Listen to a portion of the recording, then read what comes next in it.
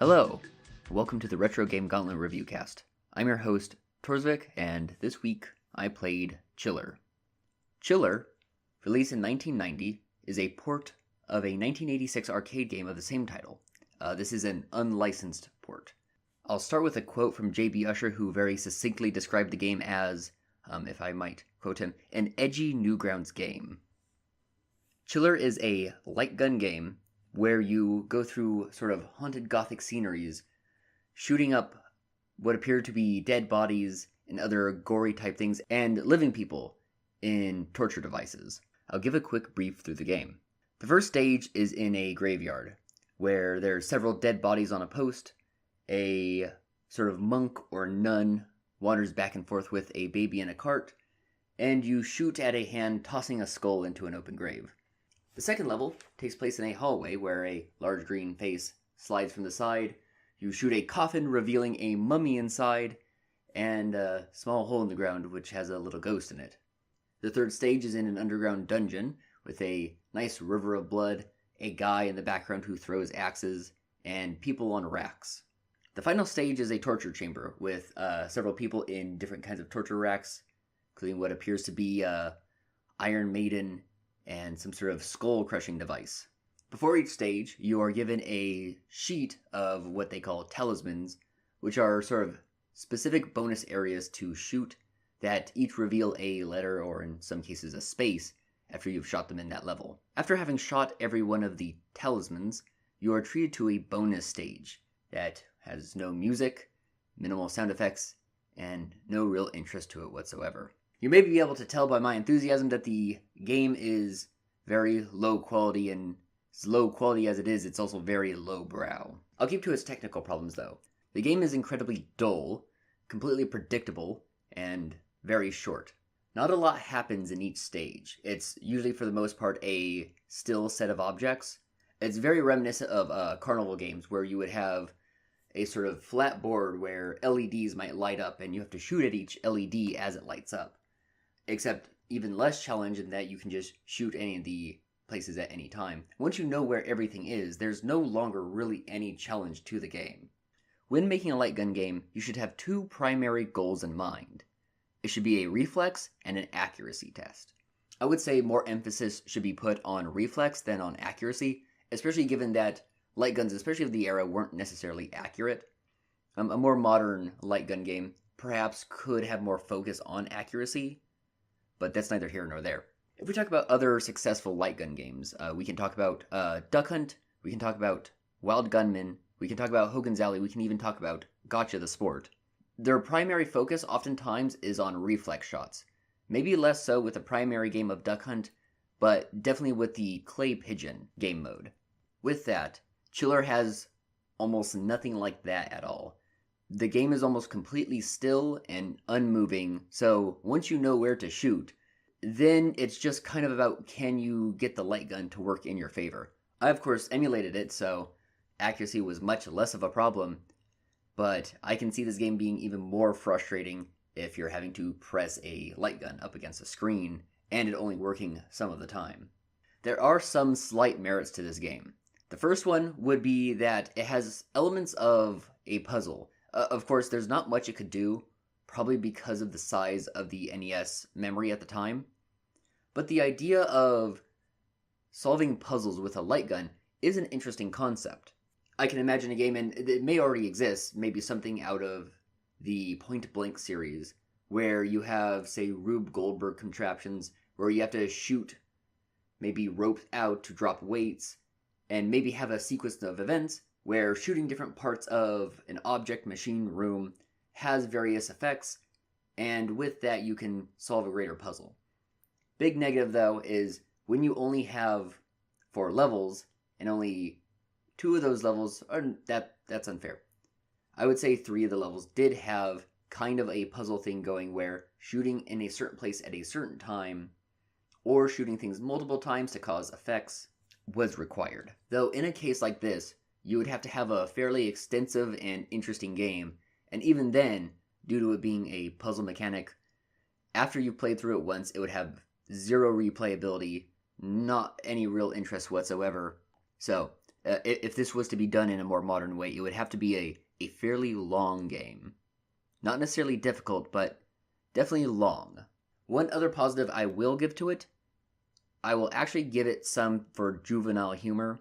This isn't a strong one, but if we were to talk about having an actual market audience for this, I can imagine being 12 years old and having a sleepover with friends. You watch Jason X, you run around and you're playing video games. I think that you and your friends, and because this game is multiplayer, if you had 2 light guns, I think that you and your friend may be able to have a fun time pushing each other over, getting in each other's way, trying to shoot at the screen, and sort of exclaiming at the outrageous nature of the game. That, however, wouldn't account for it being a full-price game of what is essentially a very interesting party favor.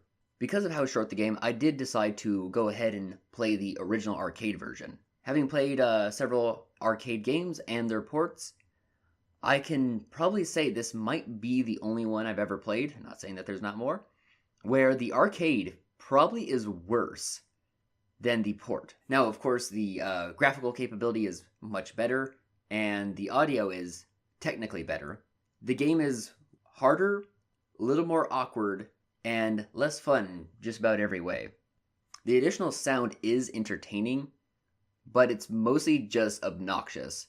You get a lot of screaming in your ear, and the flashing screen doesn't help either. It definitely would get attention in an arcade, but I can say sitting and playing it with headphones on is not an enjoyable experience.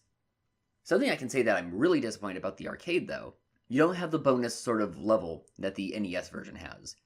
What you instead have is if you shoot every one of the talismans, I'm not sure what they call them in the arcade, you instead get to a sort of slot machine bonus round. And now I have a real problem with this. So if you talk about the goal of an arcade machine of getting to a certain score, especially in a very, very old-style arcade game like this where high score is the primary goal, you want to get your name up on that leaderboard.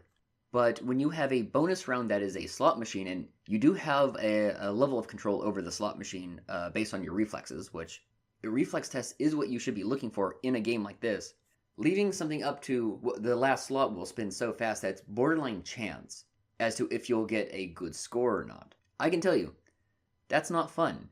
If you're playing a game where you're competing for a high score, you don't want it to come down to, did you get lucky? Especially when we talk about a arcade game that's based on the light gun. So you have a distinct physical skill. If you, play Wild Gunman or something like that in the arcade, you want to be able to say to your friends, hey, look at how fast I am with a gun. Look at how accurate I am with a gun. If you have a high score in Chiller, everyone will spit on you and say, well, yeah, you just got lucky in the slot machine. You put in enough quarters that you got 2 jackpots in the slot machine just from playing over and over, and now you have an unbeatable score. If I'm going to rate this game, I'm going to have to just barely give it a 2. It really is pushing the line. This game wants to be a 1. It's dying to be a 1. But it's not so bad that I can give it that 1. If it's getting a 1, it has to have 0 redeemable value. And as I said, there are specific situations that aren't ironic situations. I'll discount playing broken games out of comedic irony. There are specific situations, as I said, in a sleepover party amongst 12-year-old boys. They would probably have a lot of fun with this game for at least half an hour. And add to that, it did have the puzzle elements, which I can at least say I don't know any NES games that were doing anything of that nature at the time. So it did have some ideas, though overall, I think the game was just bait in how edgy and gory the game could be. And I will say, I do get a initial laugh from it because of their audacity, but beyond that, I'm not interested in really playing it. I will have to say that the arcade fails on all fronts, though. The arcade should really be held to a higher standard to its port counterpart, and it's the same, if not worse, in all things except for graphics and audio. And that's honestly pathetic. I don't know too much about the company that made this game, Exity. However, I am interested. This is pretty low And just doing a brief search on them, they did a series of light gun games, and there's one that looks quite interesting called Crossbow. I might check it out in the interim between games and maybe do a light post on it afterwards. Crossbow overall looks like a more creative and more interesting game and came out 3 years earlier.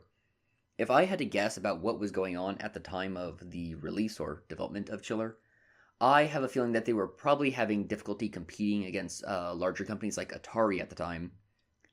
And so they went with a edgier game to try and turn heads, to try and get a little bit of attention. All in all, Chiller is not a game worth your time. Beyond any of the screenshots that you'll see of this game, that is the most interesting thing to be involved with this game at all.